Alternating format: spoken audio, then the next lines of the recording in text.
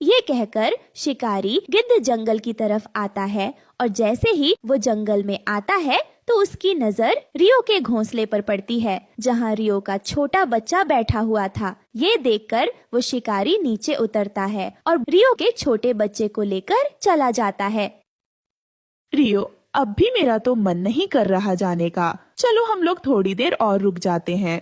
गौरी शाम होने वाली है, सब पक्षियों के साथ ही आए थे तो साथ ही चलते हैं। ना जाने क्यों आज मेरा मन बहुत घबरा रहा है। चलो अब हमें घर चलना चाहिए।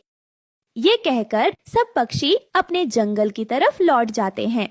मेरी बेटी कहाँ चली गई? वो तो अभी बहुत छोटी है और वो तो उड़ भी नहीं सकती है, फिर वो कहाँ चली गई? रियो ऐसे जोर जोर से रोने लग जाती है। मैं रानो चिड़िया के घर जाकर देखती हूँ, काश मेरी बेटी उसी के घोंसले में चली गई हो। रियो ये तो जानती थी कि उसकी बेटियां भी उड़ नहीं सकती थीं, तो कोई जालिम शिकारी उसे उठाकर ले गया होगा। लेकिन फिर भी वो अपने दिल को तसल्ली देने के लिए रानो के घर चली जाती है। क्या हुआ, तुम ऐसे क्यों रो रही हो? सब कुछ ठीक तो है ना?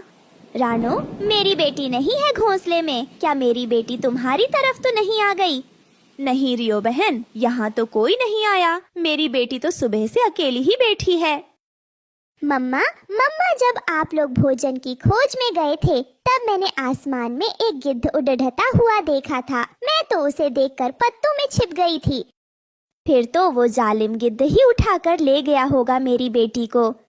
रियो बहन, हमारे जंगल में तो कोई चील नहीं रहता। हम सुबह तुम्हारी बेटी की खोज करेंगे, क्योंकि अभी तो रात हो गई है। तुम आज की रात मेरे घोंसले में ही सो जाओ।